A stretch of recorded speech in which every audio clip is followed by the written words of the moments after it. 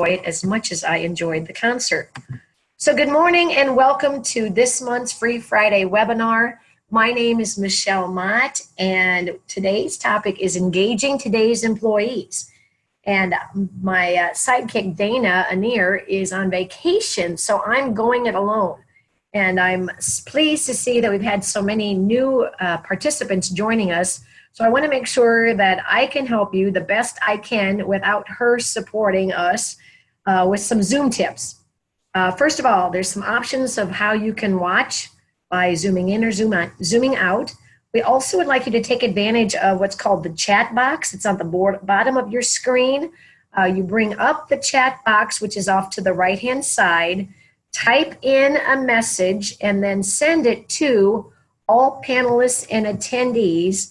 And then after you've typed in your message and hit enter, just like I did, you will see the message. So what I'd like you to do is, if you could, please type yes or no if you can hear me or not. I'm crossing my fingers, and may the luck of the Irish be with us all today. And then the last tip is the audio settings. So if you don't have a computer audio, you can actually phone in using the number that was in the email. The purpose of these webinars is to, first of all, deliver some virtual monthly motivation featuring one of our inspiring programs and or products. And the handout that was attached to the instruction is what we're going to be using as we explore the topic. Afterwards, you'll be asked to fill out an evaluation form, and if you would be so kind to do so, it not only gives us feedback on your experience, but because we're also looking for topics for our second half of the year. Thanks, Kelly, for letting me know. That's great. I will also offer you a special complimentary assessment of the collaborative culture tool that we're going to be talking about. So let's begin. If you want to turn into your worksheet, if you're following along, to the first exercise, and that is, let's explore today's workforce. When an employee starts, they are motivated but ineffective. Why? Well, because they're excited about the new job, the new opportunities, but they're ineffective because they haven't been given adequate training or they don't really know what's expected of them. What they typically do is ask a lot of questions. They may show some uncertainty because they don't know what's expected. And how you can help them, if you're the manager, is to obviously put together a good orientation onboarding process. We feel that a process should be at least 90 days. There's no way someone could learn all they need to know about the job, the employer, and their expectations in the first day, first week, or even first month. The second type of employee is both motivated and effective because they've been given adequate onboarding and education. What they do is they are great performers, they are productive, they are able to understand and meet the expectations of their job, and how you can better utilize them as their employer, as their manager, is to first of all and foremost recognize they want to know that they are doing things that are expected and appreciated. I also would encourage you to consider using them as your mentors. These folks have good behaviors, the behaviors and skills that you would like new employees to learn. And I will caution you, don't overutilize these folks because they could experience burnout. The third type of today's workforce are those that are unmotivated but still effective. They're unmotivated because they may have not been given the proper recognition or experience that they were expecting or wanting on the job. So they're effective in seeking out peer appreciation. Does your culture have a rumor mill? I think if there is a current that works against leadership or management, it's coming from these employees because they want appreciation and recognition. And if they're not getting it from management or leadership, they're going to seek it from other alternatives. So what you can do to help get these folks back motivated is to fuel them. Fuel them with good information, or ask for their involvement, ask for their opinions. If they've had a long-term experience in your organization, they obviously have some opinions and maybe they haven't been sought out, thus a form of recognition. So if you get them involved, get their comments, or give them communication, they're going to fuel that current or that rumor mill with good information. And then the last type of today's workforce are both unmotivated and ineffective, yet still getting a paycheck. Why? Because they've been able to. This happens because you turn a blind eye or you don't know how to confront them. And I guarantee, as I work with managers, if you turn a blind eye and tolerate these kind of performers, guess what? They're not going to change. So not only are they going to continue, probably some of those other quadrants are going to grow into that type of employee because they're tired of carrying the weight. What they do is very little, to be honest with you. And what you can do to help them is to confront them. You know, maybe you didn't hire them, you inherited them. Well, that's no excuse. You still need to let them know what is expected of them and make sure that they are fully aware of what you expect. So my question to you is to think about your workforce and what % of your population fit into these 4 quadrants. So on general, if you divide them equally by 4, 25% of your population are engaged. The other 75% are not. So there's a real opportunity to better engage your workforce. On the next page, we're going to talk about a collaborative culture. And the reason that that's important is collaboration helps employees feel productive, engaged, and produce meaningful results.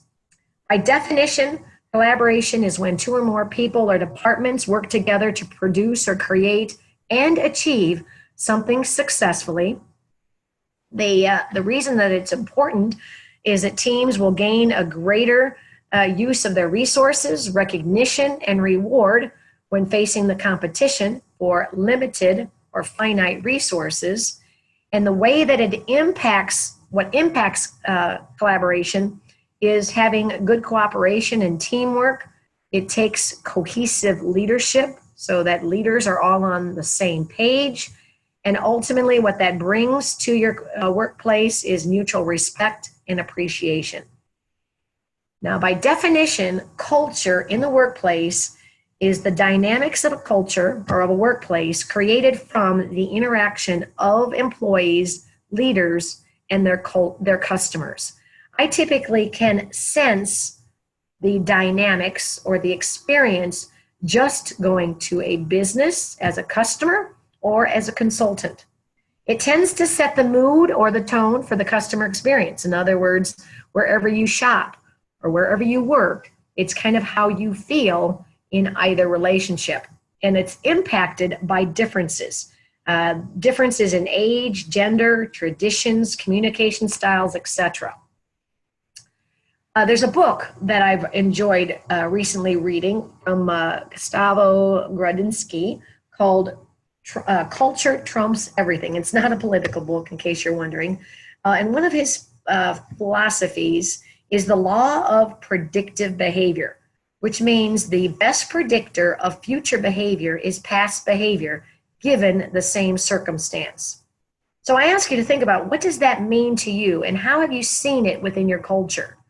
If you're watching with a group, I would encourage you to answer some of these questions on your own and then discuss them by staying a little bit after the webinar is finished.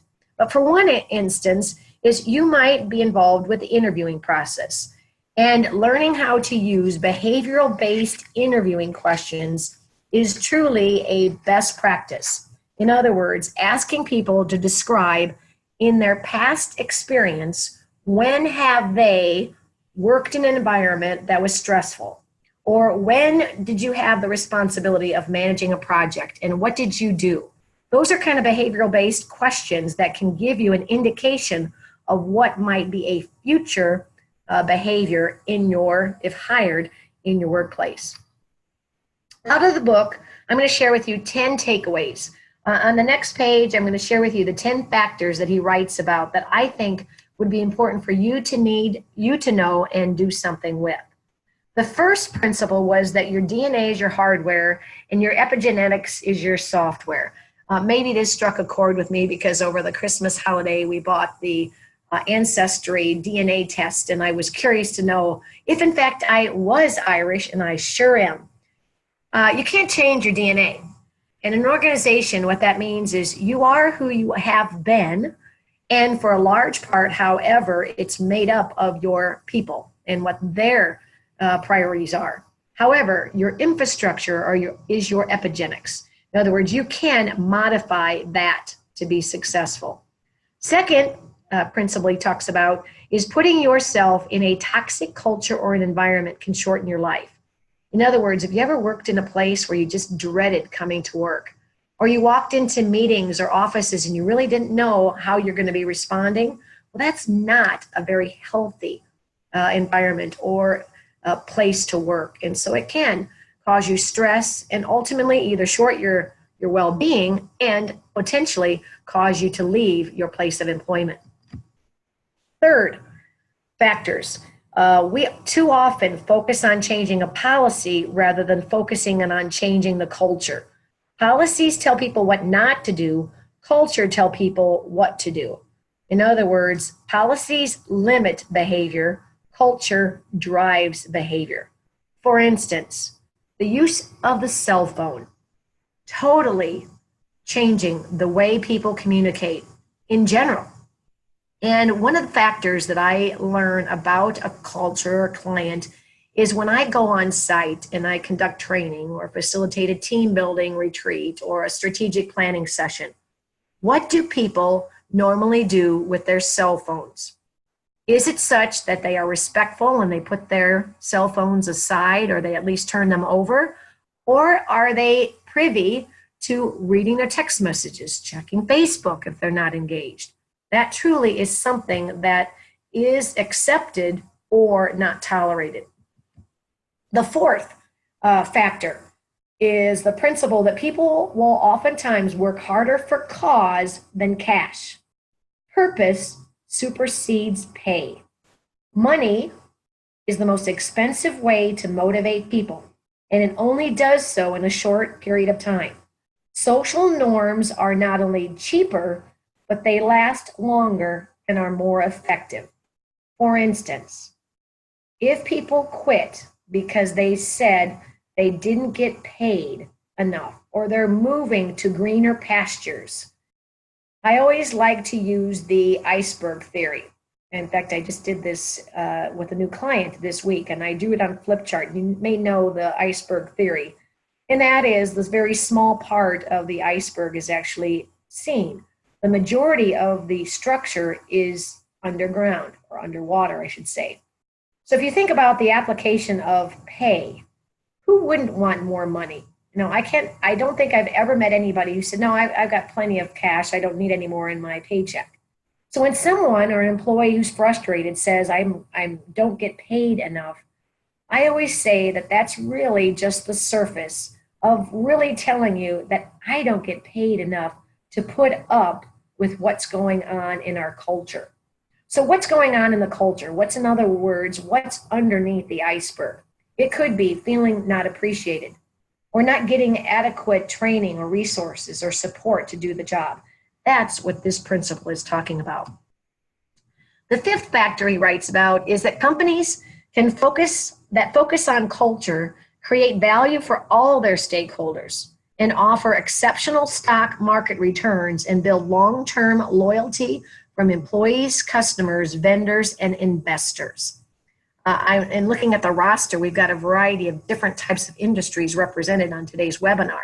And whether you're a public or private, whether you're in healthcare, banking, insurance, or a government agency, you have stakeholders. Stakeholders are people who have a vested interest and can contribute to your success. So in what ways are you managing those relationships? The sixth factor is that strong cultures create and expect behaviors that, when repeated, become habit patterns that occur automatically and without thought. When a habit pattern is established, the brain effort goes down, allowing the brain to focus on other things. We're going to talk about the importance of being intentional on a consistent basis. And what that means, if you consistently do the right things, having good habits at work, it will produce good outcomes. The seventh principle is that human beings' primary drives are to experience connectedness and belonging. Organizations that lack warmth and connectedness often have a culture of everyone for themselves. This starts on day one. In what ways are you creating a welcoming environment for your new employees? Like I mentioned, it needs to be a 90-day process where people might have a buddy or a mentor, but they need to feel very early on a part of a large organization or even a small organization, but a place that welcomes them and lets them feel connected. The eighth factor he writes about is at any point in time, an organization can be doing things that either develops trust or are doing things that undermine trust. Trust influences behaviors for both individuals and organizations. Do you have elephants in the room? In other words, are there topics that cause people to cringe if they have to talk about it? Or do you have meetings after the meetings? That means that there is not an open dialogue. It's not safe or trust to talk openly about things. The ninth factor is that language creates culture. Language facilitates communication of complex concepts. Every culture develops its own distinct language. Every industry has its own acronyms, PDAs, PDSAs. There's all kinds of jargon that my clients use. And one of the things that I caution them is make sure that when you are talking with others, new employees, your customers, even other departments, that they know what you're talking about, because it's amazing how oblivious sometimes people are when they hear so much jargon being used. The other is, what are you asking people about? What you're asking your employees as a manager, what you're asking your customers or talking to your customers and employees about tells them what matters most to you.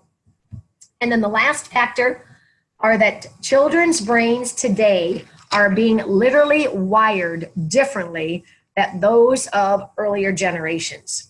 What that means is literally 4 to 5 hours per day, they are plugged into their Xbox, their iPhones. They are learning differently, and therefore they are communicating, and they have different expectations, and we're going to explore that in a little bit. So with that in mind, what are the 5 steps for creating a shift in your culture? Next page. Step number 1 is to recognize and honor the strength of your existing culture. One of the ways that we help our clients understand what we're working with is to do an assessment. So how would you describe the good, the bad, and the ugly of your existing culture? So we know we have a baseline. Then step 2 is to align your culture with your strategy, or create a strategy. Do you have a plan to improve and grow your future success? The third is to focus on a critical few behaviors, those priorities that you feel best honor what you do well and address the areas of concern. The fourth is to integrate a formal and informal initiative. I was at a conference and the speaker was talking about measuring HCAHPS. And I know many of you are healthcare clients, and one of the things that we oftentimes do a good job of is getting feedback from our patients. But what you do with the data, hope, she said, is not a strategy. You've got to intentionally do something that makes the shift. And then the last is to measure and monitor your results. So whether you're using patient or customer satisfaction surveys, we're going to talk about the use of an engagement survey to monitor your employees, because this helps you understand your business performance, critical behaviors, milestones in your progress, and ultimately tapping into what are the underlying beliefs, feelings, and mindsets of your workplace. Like I said, one of the exercise I recently did with a client, PDI, many of you who might shop at a grocery store in the Midwest called Hy-Vee, they are affiliate with Hy-Vee. They're the producer, they're actually the transporters of perishable items. And we went in and we did a culture assessment to understand where their current culture is and what they would like to see in the future. And it was a real eye-opening exercise because they have an aging workforce, and they need to make sure that what they have been doing traditionally is modified to attract and retain the new workforce. So in the next couple pages, what I'm going to do is walk you through the 7 qualities of a collaborative culture. And you'll see that they all start with a C, kind of like a diamond has 3 or 5 C's. This will help to crystallize how healthy is your culture. The first is clarity. Does your culture set goals, and are they aligned with your mission, vision, and values as a part of your organization's strategic planning process? Is clarity, why is clarity important? There's 4 questions that everyone has. Same too when on a vacation. Where are we now? Where are we going? How do we get there? And how are we doing along the way? And from an application standpoint in a workplace, I've taken those 4 questions and put it into a very intentional 10-step process where I take the leaders of the organization, whether it's the board of directors, whether it's the senior administrative team, other key stakeholders, and identify the answers to those 4 questions, not only for themselves to lead the organization, but also more importantly, how can you communicate and define those expectations to your employees? For instance, we practice what we preach on an annual basis. Inspiring Solutions creates or updates its strategic plan. And our mission, for those of you who may not know or be aware, our mission is to enhance individual, team, and organizational performance. Short, sweet, and to the point. Our vision is to be nationally recognized as an invaluable resource for talent development. We've recently updated our top strategic issues. There's only 5. First relates to our niche market in healthcare. The second talks about our client relationships. The third promotes our attitude brand. And the 4th talks about our increased use in e-commerce. And finally, we take a look at how do we honor our professional and personal development. The second quality of a collaborative culture is code. That, by definition, is the process for hiring, firing, and managing performance that honors a standard code of behavior. What impacts code? One of the best practice is to make sure that you do have a guidebook or rule book. I was recently working with a new client, and I asked them for their code of conduct or their standards of behavior, and they said, "Oh yeah, we've got it, but it's about a 30-page document," and they weren't kidding. It was a booklet. And I challenged them to think there is no way that employees can not only understand, but more importantly, apply those expectations on a daily basis. We recommend having a simplified standard of behavior that you can use to communicate what behaviors that support your values are expected of your employees. For instance, one of my clients out in Oregon, it's a healthcare organization called Good Shepherd Healthcare System, have recently put together a new condensed, it's a 2-page, but at least it could be on a single sheet of paper, standard of behavior. And they used iCare to help people remember what their 5 values are: integrity, compassion, accountability, respect, and excellence. They went ahead and defined a single statement that defined what those were. For instance, integrity means being honest, truthful, and accurate in my assessment and delivery of healthcare to the public.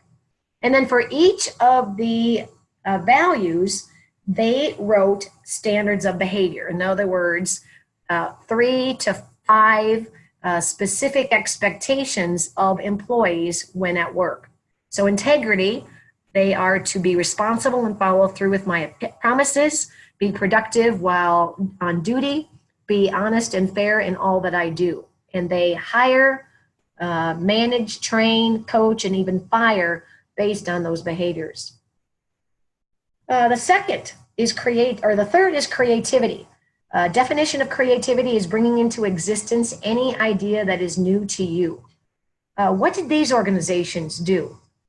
Well, whether you've had experience or exposure to them as a customer, they broke the rules. In other words, they not only looked at what the competition in their industry was, but they completely broke the rules, broke the model, and did something completely unique to capitalize on a new and growing market. Einstein said that insanity is doing the same things over and over again, yet expecting different results. My definition of creativity or belief is that it's an innate talent that we're all born with, and it is a set of skills that can be learned, developed, and utilized in daily problem solving. For instance, this is an organization, FedEx, that many of you probably have utilized to help you move things forward. In fact, they were clever and creative in embedding an image in their logo that implies that. Can anyone type in the chat box what that image is? Many of you probably have seen this logo on a truck or on a package and may never have seen it before. And I guarantee you, once I show it, you will always see the arrow. This was something that you've seen, but subconsciously didn't acknowledge, and now you will moving forward. The fourth is about consistency. Consistency means that you are proactively behaving on a regular basis to promote a desired outcome. It tends to hardwire best practices, and that is important because it eliminates surprises, streamlines decisions, it's more efficient and can reduce errors, and ultimately improve customer experience. The definition of intentional is something that's done on purpose or deliberately, and there's a variety of different synonyms. It's conscious, it's studied, it's knowing. For instance, in athletics, in basketball, there is an intentional foul done because they want to stop play. In baseball, they might intentionally walk a batter because they're afraid that they might hit and get on base or hit it out of the ballpark. There's a book about intentional living. I talk about intentional leadership. And one way that I teach people about applying intentional behavior is to identify a list of several routines, both at work and at home, that you always do. What are the absolutes? Things that you do on an hourly basis. It might be check your email. On a daily basis, brush your teeth at least twice. On a weekly basis, take out your trash. Fridays, my trash gets set out, so mine's sitting on the curb. Monthly, I have a reminder the first of each month to check my furnace filter to see if it needs to be replaced. And on a yearly basis, we need to make sure that we are in compliance with our taxes, so we make sure that we have our financial records in order. But that's being intentional. Does your culture allow and promote coaching? Now, by definition, that is the process of developing a person to help them achieve a specific personal or professional goal by providing guidance, communication, and training. Why is it important? Because I think in order to truly peak performance, people need to know what they're doing well and what they could improve.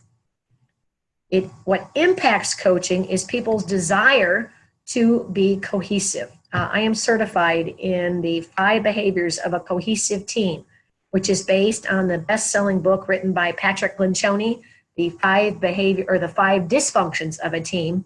And you can see the foundation is trust. In your culture, do you promote trust? He talks and teaches about vulnerability-based trust. In other words, teammates must get comfortable to be vulnerable with one another. In other words, to say, I'm sorry, or I don't know, I need your help. Those are all examples of behaviors or communicating vulnerability-based trust.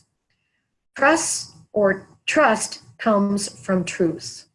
So in what ways are you or are the members in your culture withholding truths? And in what ways can you share truths about yourself that starts to promote trust?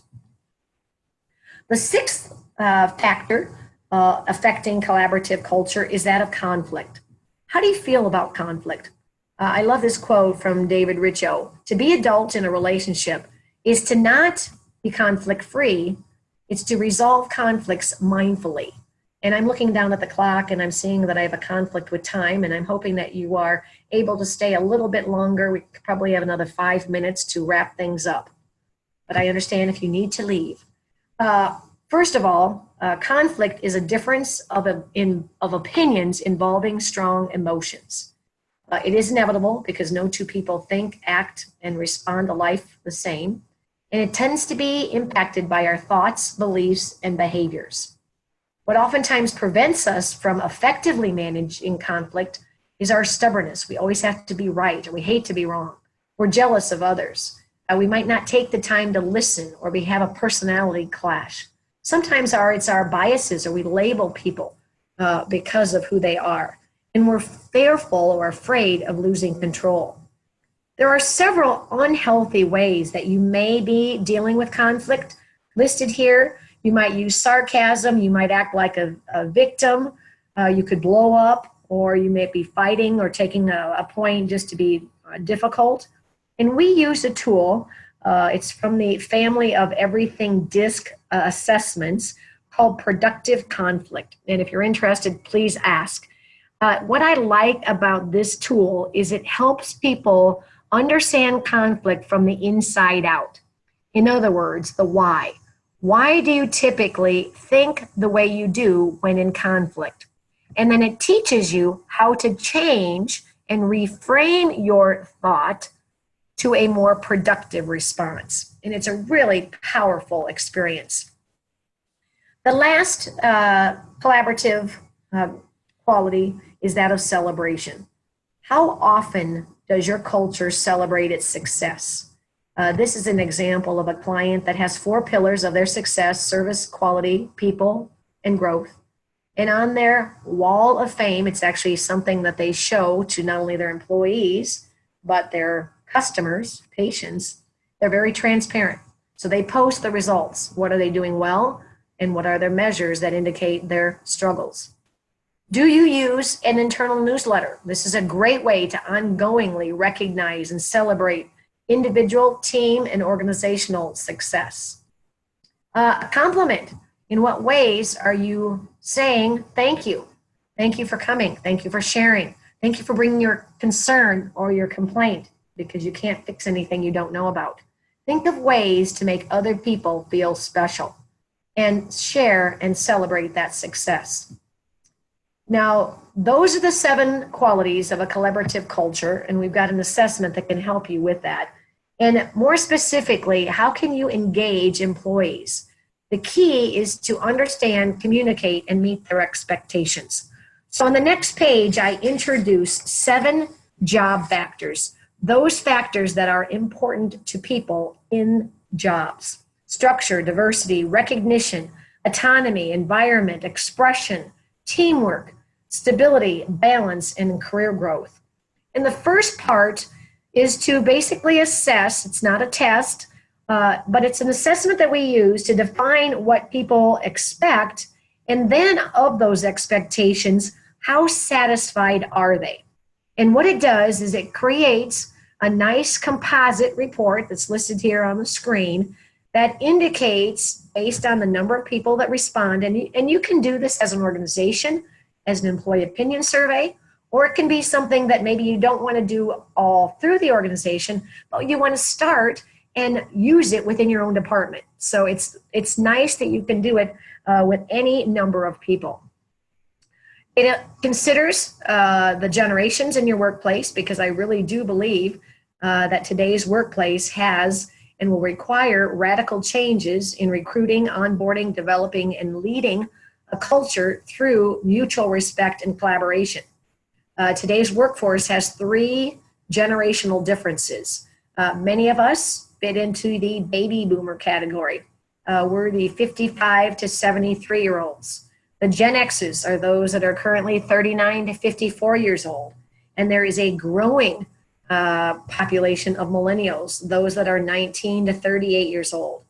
And those have lived through different generations, thus they have different priorities and they have different expectations.